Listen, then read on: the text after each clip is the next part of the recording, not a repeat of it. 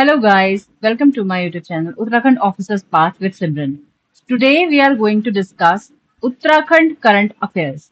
Uttarakhand specific and important current affairs related to exam oriented in this session we are going to discuss.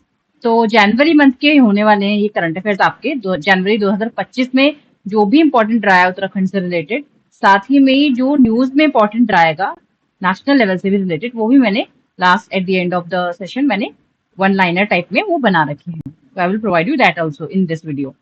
तो ये बहुत important रहने वाला है क्योंकि आने वाले जितने भी एग्जाम्स हैं आपके, उत्तराखंड पटवारी एग्जाम्स हो गया, लेखपाल हो गया एंड ऑन गोइंग जितने भी एग्जाम्स होने वाले हैं उत्तराखंड में, ये सबके लिए करंट अफेयर्स इंपॉर्टेंट होने वाले हैं. प्रीलिम्स के लिए अटमोस्ट इंपॉर्टेंस है एंड प्रीलिम्स के साथ साथ मेंस के लिए भी आपको ये हेल्प करेंगे. तो बिगिन करते हैं, शुरू करते हैं आज का session Uttarakhand current affairs of January month 2025. First है effective control of forest fire in Uttarakhand. Report आएगी जिसमें बताया गया है कि जो फॉरेस्ट फायर है उस पर काफी अच्छा कंट्रोल करा है इस बार उत्तराखंड गवर्नमेंट ने. अपॉइंटमेंट किया है of nodal officers for fire control tent application, जिसमें शीतलाखेत मॉडल को इन्होंने अपनाया है.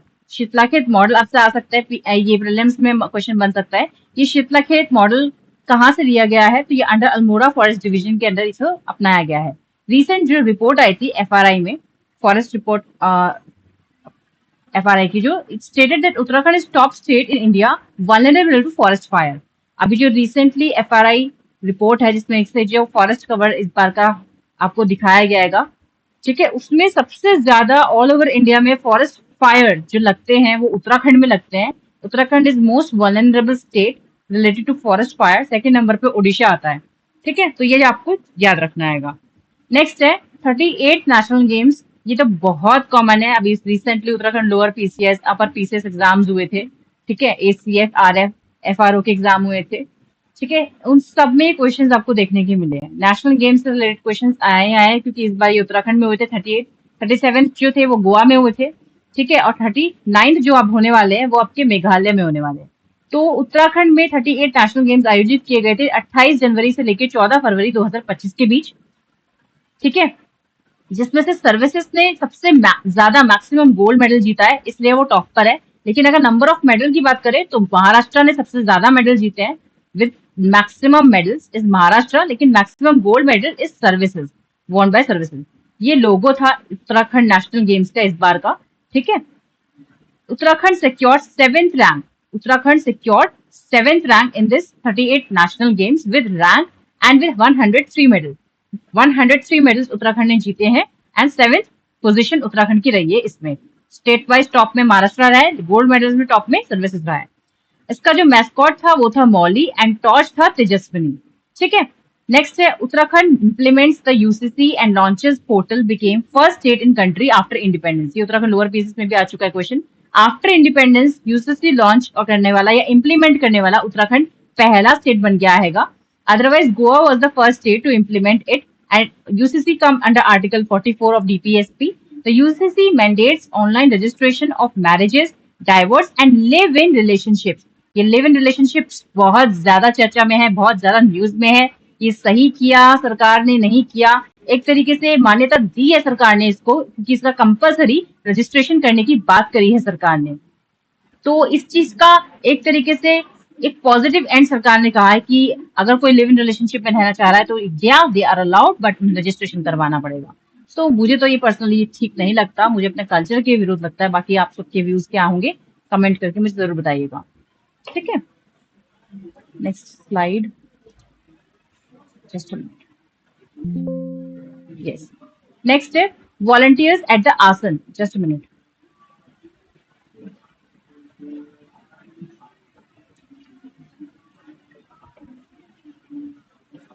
Volunteers at the Asan wetland in Dehradun. Oh shit, क्या इशू है?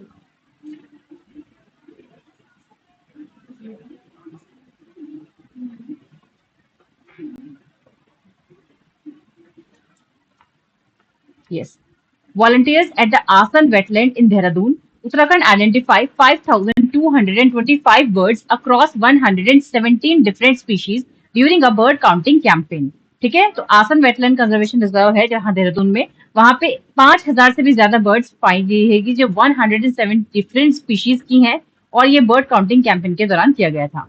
According to the national centre of for seismology according to the national centre for seismology an earthquake of magnitude 3.5 on the Richter scale hit Uttarkashi in Uttarakhand. अभी recently आपको पता ही हैगा, monsoon season चल रहा है ये, और अभी उत्तरकाशी के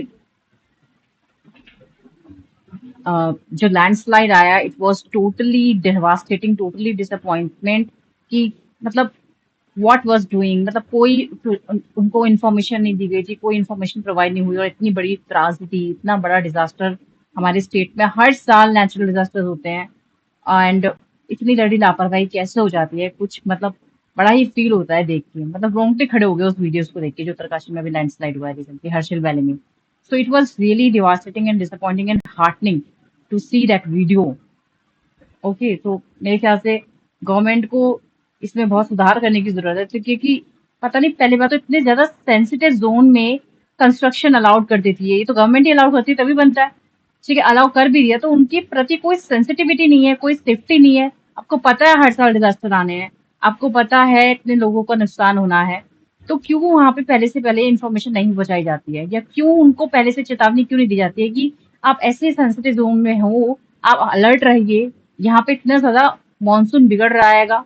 ये सब चीजें तो सरकार की जिम्मेदारी बनती है, सिटीजन से भी ज्यादा, बिकॉज जिस वक्त वो ट्रेजेडी हुई तो people were sitting and doing dinner, watching television, they were so relax at that moment of time, सोचने का भी मौका नहीं मिला उन्हें कि वो कैसे बचे। तो this was totally heartening. Kedarnath tragedy सबके जहन में है, फिर एक ये ट्रेजेडी, हर साल कोई ना कोई नई ट्रेजेडी होती रहती है उत्तराखंड में, लेकिन अभी तक कोई इम्प्रूवमेंट डिजास्टर मैनेजमेंट से रिलेटेड कुछ नहीं दिख रहा है। इससे पता चलता है स्टेट का डिजास्टर मैनेजमेंट कितना पुअर है।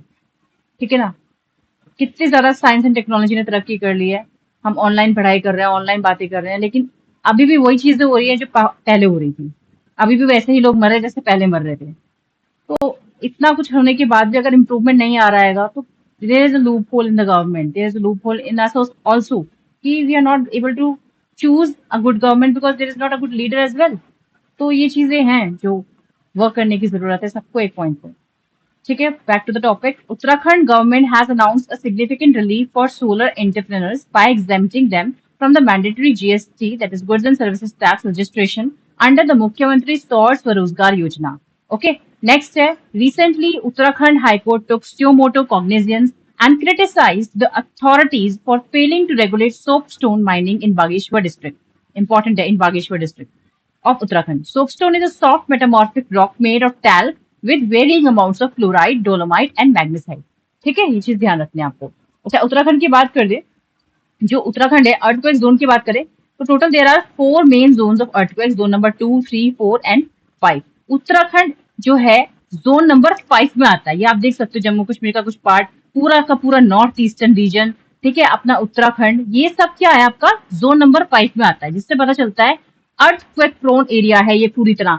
फिर भी इतने ज्यादा हाईली कंस्ट्रक्शन यहाँ हो रहे हैं, बड़ी बड़ी बिल्डिंग्स बन रही है, जैसे नोएडा महाराष्ट्र मुंबई में बिल्डिंग्स है, वो बिल्डिंग्स यहाँ बन रही है, ये जानते हुए भी कि उत्तराखंड जोन नंबर 5 में आता है, जहां पे 10.79 तक का मैग्नीट्यूड का अर्थक्वेक आने की संभावना है। सो जस्ट सी इट कि क्या इनसेंसिटिविटी है हमारी सरकार में। ओके, यहाँ आप देख सकते हो, zone number 5, very high risk zone area liable to shaking intensity 9 and above. Just imagine.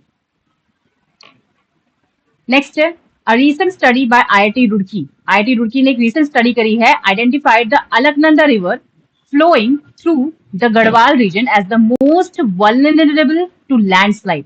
Alaknanda river को IIT रुड़की ने मोस्ट वल्नरेबल टू लैंडस्लाइड घोषित किया, लेकिन इसके प्रति कुछ काम नहीं होगा। वहां पे जो अगर घर है, मकान है, लोग रह रहे हैं, उसको उनको अवेयरनेस पहुंचाने का काम नहीं होगा। ये तो बता दिया कि हाँ यहाँ अभी वल्नरेबल है लैंडस्लाइड के लिए। हर्षिल वैली में, उत्तरकाशी में लैंडस्लाइड आ गया है ना, यहाँ इस चीज की इन्फॉर्मेशन दे दी है, बस सरकार की बात खत्म।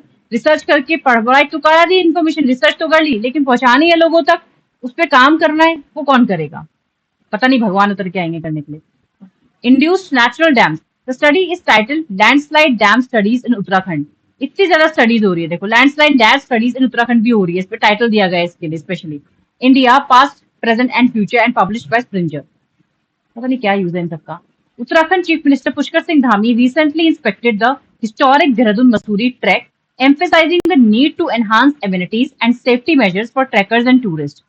रिपब्लिक डे 2025, उत्तराखंड की जो थीम थी इस बार की रिपब्लिक डे 2025 की, वो थी cultural heritage and adventure spots.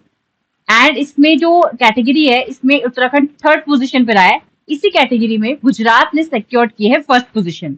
ठीक है, तो उत्तराखंड की थीम क्या थी? ये पीपल्स चॉइस कैटेगरी है। ठीक है, तो उत्तराखंड की इस बार की जो रिपब्लिक डे थी 2025 की, उसमें जो पीपल चॉइस अवार्ड कैटेगरी थी, उसमें उत्तराखंड थर्ड पोजीशन पे रहा with the theme cultural heritage and adventure sports, जिसमें गुजरात ने फर्स्ट पोजीशन हासिल की है। बट इन ऑफिशियल कैटेगरी बात करें, रिपब्लिक डे में किसका टेबलू फर्स्ट पोजीशन पे रहा? That was UP, and second number पे था त्रिपुरा ऑफिशियल कैटेगरी में। ठीक है, यहाँ आप देख सकते हो, यहाँ पे हमने दो एक प्रयाग बना रखे हैं। लाइक यहाँ पे हमने, मैंने इस ग्राफ के थ्रू यहाँ पे समझाने की कोशिश की है। ये विष्णु प्रयाग है आपका, ये नंद प्रयाग है, ये कर्ण प्रयाग है, ये रुद्र प्रयाग है, ये देव प्रयाग है। विष्णु प्रयाग में आपकी क्या मिलती है? धौली गंगा मिलती है, ये अलकनंदा से। ठीक है, ये नंद प्रयाग में आपकी मिलती है नंदाकिनी नदी। कर्ण प्रयाग में पिंडर नदी मिलती है, पिंडर ग्लेशियर से निकलती है जो। रुद्र प्रयाग में मिलती है आपकी मंदाकिनी नदी, और देव प्रयाग में मिलती है आपकी भागीरथी, जिसके आगे फिर अलकनंदा और भागीरथी मिलकर गंगा के नाम से जानी जाती है। ठीक है, ये तो आपको पता ही होगा और पता होना जरूरी है, बहुत इंपॉर्टेंट है। हमारे 4 धाम है, ये बद्रीनाथ, ये केदारनाथ, ये गंगोत्री, ये यमुनोत्री। ईस्ट टू वेस्ट लगाने को भी आ जाते हैं कभी कभी एमसीक्यू के अंदर प्रीलिम्स में, तो ये आपको पता होना चाहिए कि अलकनंदा रिवर की ट्रिब्यूटरीज कहाँ है, कहाँ पे कौन कौन से प्रयाग में कौन कौन सी नदियां मिलती हैं, और यमुनोत्री, गंगोत्री, केदारनाथ और बद्रीनाथ, ये 4 धाम है हमारी east to west and south in west to east. ठीक है, आगे बढ़ते हैं। ओके, तो ये तो हमारे उत्तराखंड स्पेसिफिक करंट अफेयर्स मैंने आपको पढ़ा दिया आज। अब कुछ इंपॉर्टेंट करंट अफेयर्स हैं जो बहुत ही इंपॉर्टेंट है, एग्जाम ओरिएंटेड है, जिसमें आपके UK PSC, upper PCS, lower PCS, ACF, RFO, FRO, ठीक है, आरओ, एआरओ और पटवारी, लेखपाल, इन सभी एग्जाम्स के लिए ये इंपॉर्टेंट है। मैंने सोचा मैं अलग से क्या बनाऊं, इसी में ही जनवरी के जो इंपॉर्टेंट करंट अफेयर्स है वो पाइल अप कर देती हूँ एक साथ। ठीक है, आपको अलग अलग वीडियो देख के अपना टाइम वेस्ट नहीं करना पड़ेगा। तो let's begin one liner important current affairs of January month 2025। ठीक है, chief minister Pushkar Singh Dhami inaugurated Chakrapur stadium. Where did prime minister Narendra Modi inaugurate the Banjara Virasat museum, जो कि 5 अक्टूबर 2024 को उन्होंने इनॉग्रेट करी थी। वो है पोहर देवी, वाशिम, महाराष्ट्र में। ठीक है, what is the name of the international film festival and forum on environment and wild life held on October 2024 in New Delhi, that was वातावरण। International film festival and forum on environment and wild life, जो कि 3 अक्टूबर 2024 में new Delhi में held हुआ था, उसका नाम क्या था आपका? वातावरण। उसका नाम था आपका वातावरण। Which languages, very very important question आ चुके हैं कई ज्यादा एग्जाम्स में इस साल। Which languages were granted classical languages status by the cabinet in October 2024? तो अभी तक क्लासिकल लैंग्वेजेस हमारी 6 थी, और इस साल 5 और लैंग्वेजेस को क्लासिकल लैंग्वेज का दर्जा दे दिया गया है। तो कुल मिला के अब there are 11 classical languages in India. तो अभी अभी रिसेंटली किस किस को मिला है? मराठी, पाली, प्राकृत, आसामीज एंड बंगाली। तो 2 तो हमारी आपकी स्टेट भाषा हो गई, 3 sorry, Marathi, Assamese and Bengali तो स्टेट भाषा हो गई। बाकी पाली और प्राकृत, ये 2 और भाषाएं हैं जिनको क्लासिकल लैंग्वेज का दर्जा मिल चुका है। ठीक है, just a minute.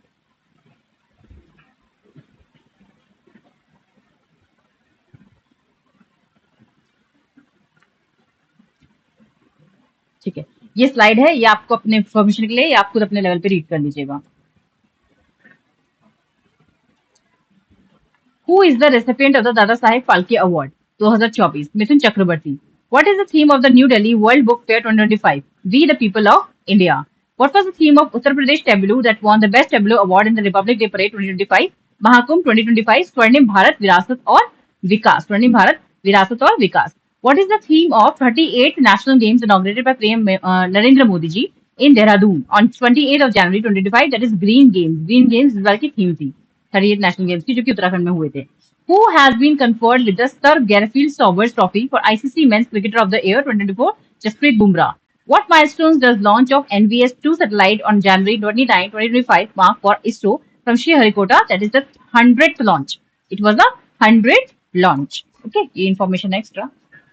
What is the name of the battlefield surveillance system flagged off by Defense Minister in January 2025? That is Sanjay. तो battlefield surveillance system flag of किया गया था डिफेंस मिनिस्टर के द्वारा जनवरी 2025 में। उसका नाम है Sanjay. What is the national borders day celebrated? National borders day कब मनाया जाता है? 25 जनवरी को। नेशनल गर्ल चाइल्ड डे कब मनाया जाता है? 24 जनवरी को। What is the main objective of India deep ocean mission? Underwater resource exploration and enhancing the knowledge of deep sea ecosystem is the main objective of India's deep ocean mission. Matsya 6000 India first man deep ocean mission है। इसका target है sending 3 humans to 6 kilometre ocean depth in a self propelled submersible exploring the deep sea resources and biodiversity. ठीक है। Encouraging of 12 hours under normal operation and 96 hours in case of emergency. तो basically underwater research के लिए है ये। In which category has the Indian short film Anuja Bain nominated for the Oscars 2025 Best Short Film Live Action? What is the theme of 76th Republic Day Parade? Swarnim Bharat, Virasat or Vikas? Who appointed the neutral expert to resolve the dispute between India and Pakistan over the Kishan Ganga and Ratel hydroelectric projects? World Bank. What is the primary purpose of Entity Locker? Managing the business and organizational documents. What is the name of the mission under which India achieved the first space docking space jets? Who among the following received the Major Dhyan Chandra Khel Ratna Award in 2024? That is Bhanu Bhakkar. Who will be the chief guest of India's 76th Republic Day celebrations in 2025? Prabowo Subianto, President of Indonesia. Prabowo Subianto, President of Indonesia. What is the name of the program launched to provide seamless immigration facilities at airports? That is Fast Track Immigration Trusted Traveler Program. FTI-TTP, Fast Track Immigration Trusted Traveler Program. Who has been awarded the Pravasi Bharatiya Samman Award 2025? प्रवासी भारतीय सम्मान award किसको दिया गया है? Doctor Syed Anwar Khurshid को।